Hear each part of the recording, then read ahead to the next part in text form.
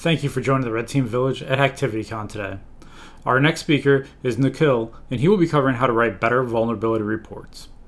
Don't forget to join us in our channel on the HackerOne Discord server. Hey everyone, I'm Nix.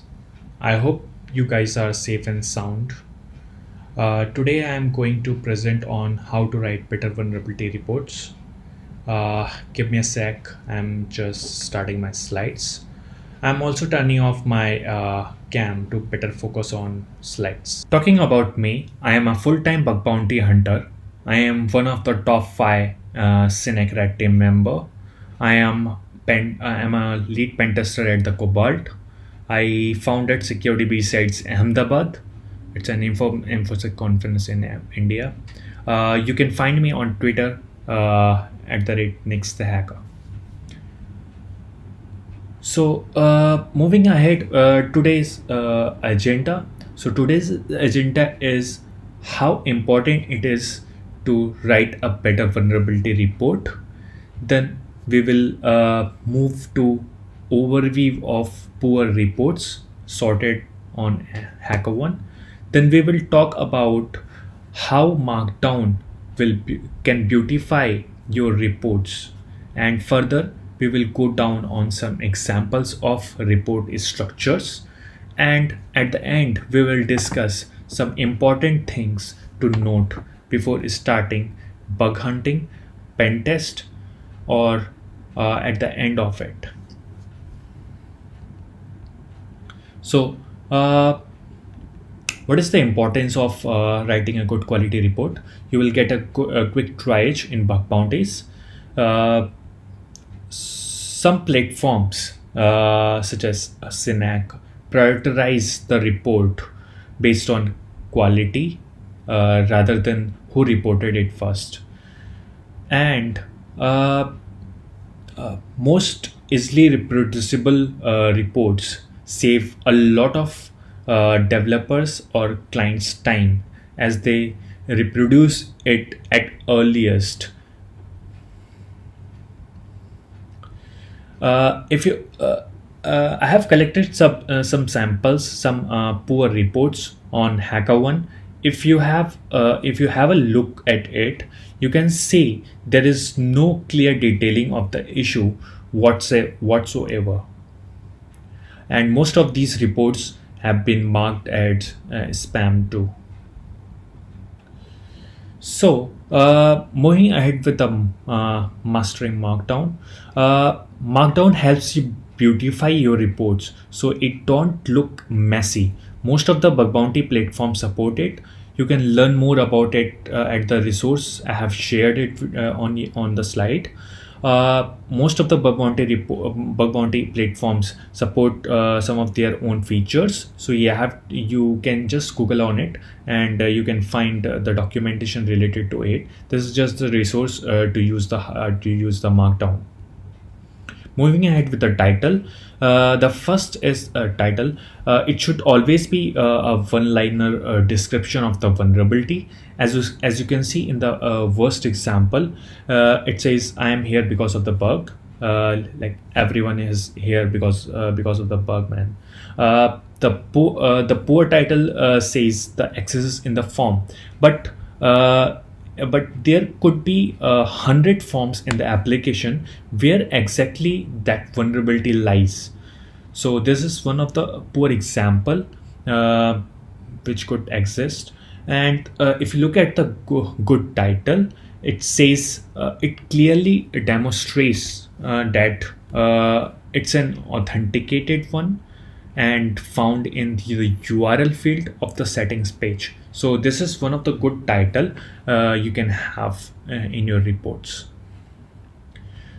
Moving on the vulnerability category. So most of the bug bounty platforms or pentest platforms have already categorized the vulnerability categories. So you can choose the most relevant category. If you are working on a raw pentest report, you can actually write the most relevant category on your own by the resource given in the slide. It is the Buckroud vulnerability rating taxonomy. It has listed all the relevant categories you can choose from. Moving on to the description part. So, description basically includes what was found, the description of the vulnerability type, how to exploit it, root cause if source code is available, like in white box, or if it's a client-side vulnerability, like a DOM accesses. If we go ahead with the worst example, so this is another report I have taken from the HackerOne reports. So if you look at the report, it says my name is this and I'm biggest hacker of the world. This most unprofessional way of writing the description. So I have sorted this in worst example. If you move ahead with the poor example, the poor example has here user didn't explain how to exploit it and give a just given a short look of the issue.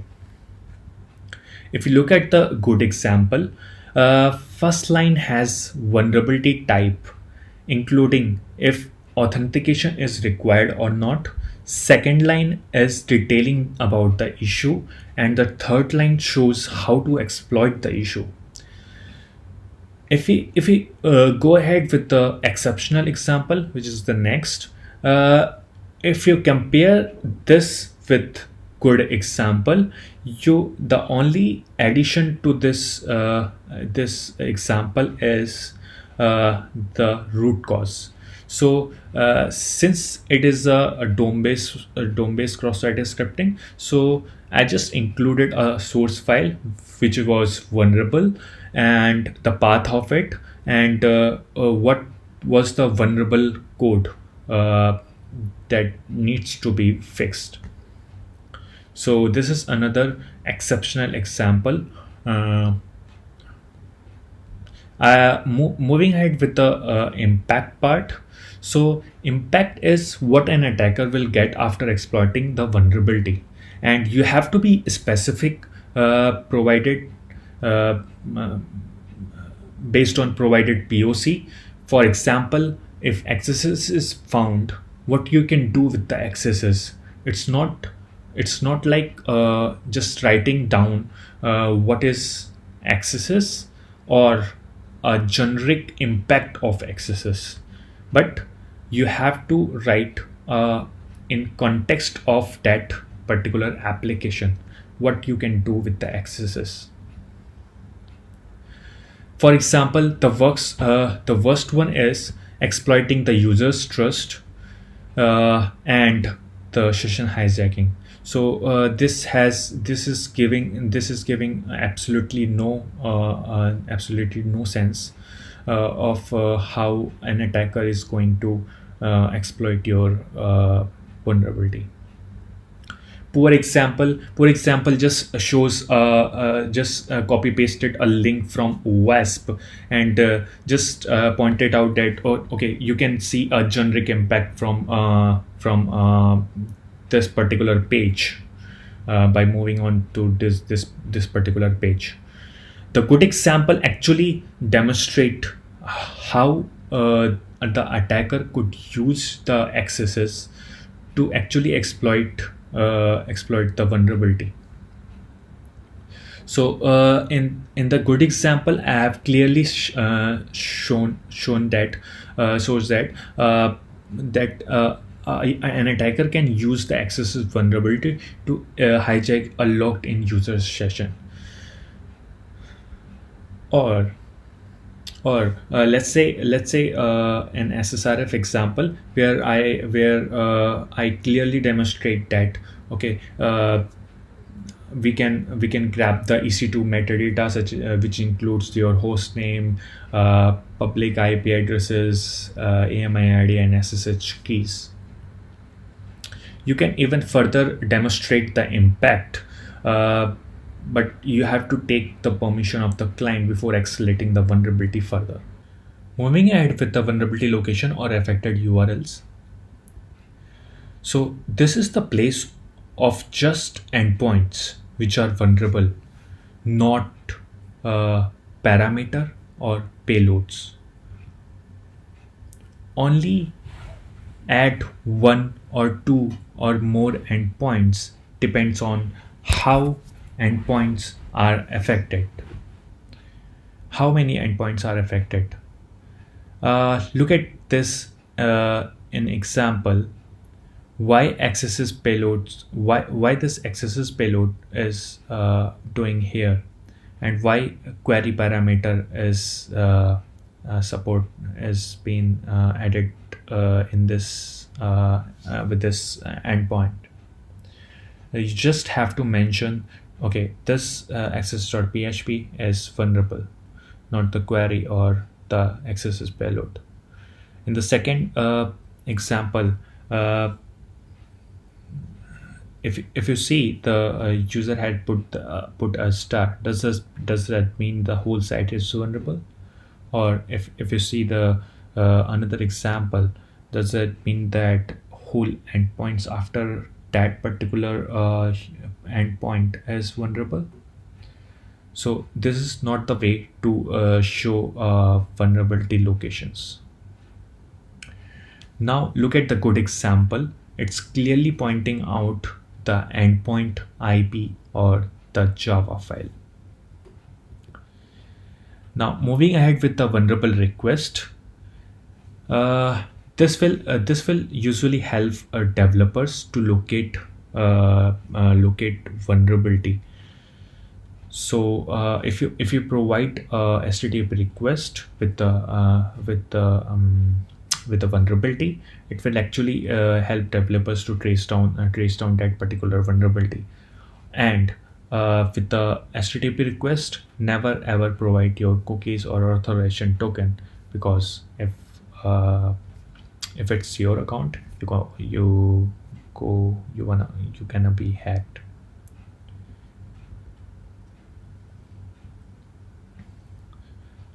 Moving ahead with the vulnerable parameters and attack payloads. Include all parameters vulnerable in the given request, and also attack payload should be same as demonstrated in the POC. So moving ahead with the examples, if you see the poor example, it says, okay, the access payload has alert, and it actually alerted with hack the planet. This is not the way to demonstrate a POC. And another example which could be used in RC payloads, just printing out the vulnerable. A few good examples of having attack payloads are actually showing the DOM access with document.domain to show good accesses POC. In case of RC, you can either use who am I or uname -a, but for further escalating the issue, before further escalating the issue, always ask the client if you are allowed to or not. Moving ahead with the validation steps. So validation steps should be written in complete sentences. Ensure you must use multiple steps rather than grouping all validation steps in one paragraph. Each step should have a screenshot attached. You have to use Markdown smartly here if Markdown is available. So that will beautify your reports. Validation step. So I'm going to show you the poor examples of validation steps. So the first example is simply the user, the pen tester directly told the client, okay, download this file, and when you click on it, the access will execute. That is the one of the poorest example. So what's wrong here is it's grouped in one step, no screenshot attached whatsoever, no mention of vulnerable parameter and endpoints.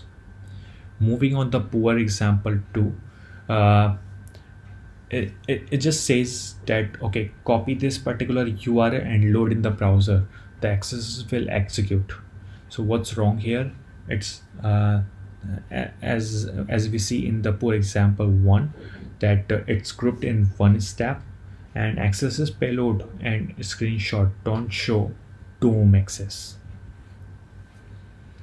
Poor example 3, okay, everything looks good here, but the step 1 says click on settings, but it does not attach the screenshot with it. So moving on to the good examples of validation steps. So if you look at the good examples, it says please browse to URL and click on my profile. So and attached a screenshot with it. So it clearly shows that, okay, you have to go to this URL, click on my profile, and where exactly this my profile section is, because the triager also working on that application for the first time too. Maybe it could be. The continuing with the good example, the with the if you go through the second step, it clearly shows please enter access payload, and the access payload has DOM, is showing DOM access with document.dom, and it asks you to enter this payload inside name field, and it clearly shows that, okay, this is the name field, and you have to enter this payload into the name field as shown in this below screenshot. So this is another part of a good example. Again, I did as I said, I did in multiple steps. Number 1 screenshot, number 2 screenshot. Access payload provides DOM access POC with document and domain, and each step had attachment attached. And if you see, the access payload has used the one of the markdown feature. If we, now we are moving ahead with the another good example, or we can say exceptional example of RC. Here I clearly use the markdown with all the key objects. Say for example, here the pen tester asked to run this particular command from terminal to get this particular ID value. So I have taken that particular command in a code field. So the user or the triager who is going to reproduce this report just have to copy the code and paste it in their terminal, and just have to run it, and it clearly demonstrate what this particular command will do. And it also has the screenshot attached of how to get that form underscore build underscore id from it. Moving ahead with the continuing with the good example. uh, it has everything what the number one example has. uh, it has given the co- uh, command in the code context uh, using markdown. It also tell us how to replace this and that with the screenshot attached with it. Now, moving ahead with the attachments. So I'm going to tell you how to create the good attachments. So each step should have a proper screenshot of UI steps taken in order to replicate in the vulnerability. And a video POC can be attached in the last step. This will be helpful in cases that in cases where the vulnerability has been passed before the triage has look on it. So for example, just demonstrate. Okay, click on this edit profile, but you didn't actually pointing out where exactly this edit profile function is. If you look at the code example, the code example actually pointed out, okay, this is where the edit profile is. Just click on it. This is one of the good example of attachment. Video POC. Do not write your steps in Notepad inside. Instead, come straight to the vulnerability reproduction. So sometime what we see is when we create a user POC, we start writing steps in Notepad and then go ahead with the vulnerability reproduction. It takes a lot of time, and the tricer or client do not have this much time because it's already covered in your description or in your step to reproduce. So just come straight forward to the vulnerability. Make sure the browser history doesn't reveal the name of the private client or bug bounty platform, bug bounty program, and your video POC should be short and simple. So moving ahead with the recommended fix. It is another essential part of report structure. Recommended fix should be in alignment to your finding. Try to add CMS or framework specific recommendation. It's not required, but it will look good. Explain with few example code snippet. Okay, so if you look at the poor example, it just shows that okay, this particular endpoint has accesses, but you just have to validate the input and encode the output to prevent the accesses. But say for example, if developer doesn't know about encoding or input validation, how they gonna fix, they gonna work on a fix, or if they are totally not aware about the CSRF token. So moving on to the good example where you clearly shows that okay, this is how you can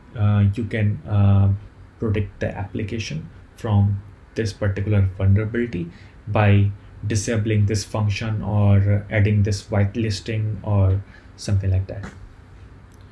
Moving on to the second example of second good example, where say for example we have a accesses vulnerability in ASP.NET.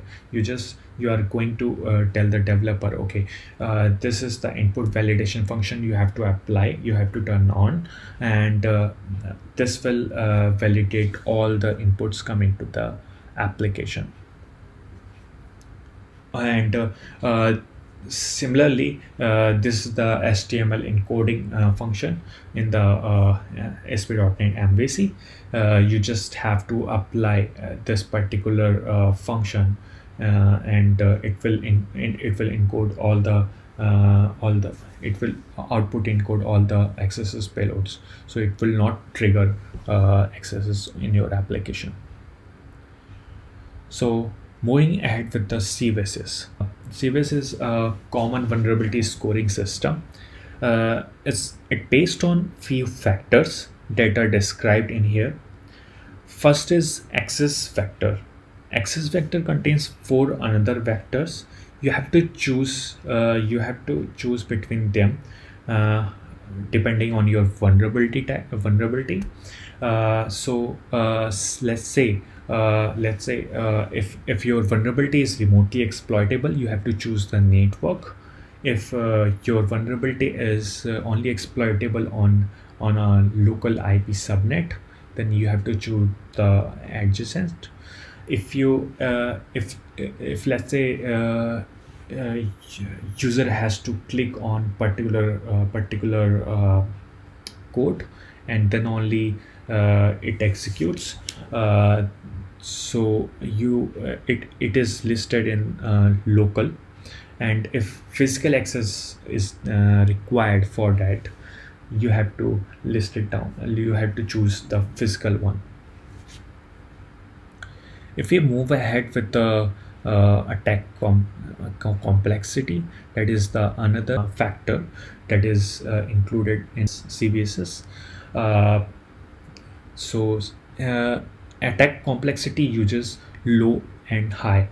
So attack complexity basically determine if a special condition, access condition, has been exist or not.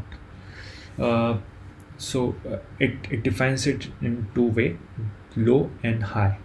So this basically means, let's say in let's say for example, if MITM vulnerability is there, so you have to be in between the router and your resource. So that is the high complexity. So you have to choose accordingly with this. So another is privilege required. Privilege required have 3 factors: none, low, or high. None is used for unauthenticated. If absolutely no authentication is required, you have to choose this.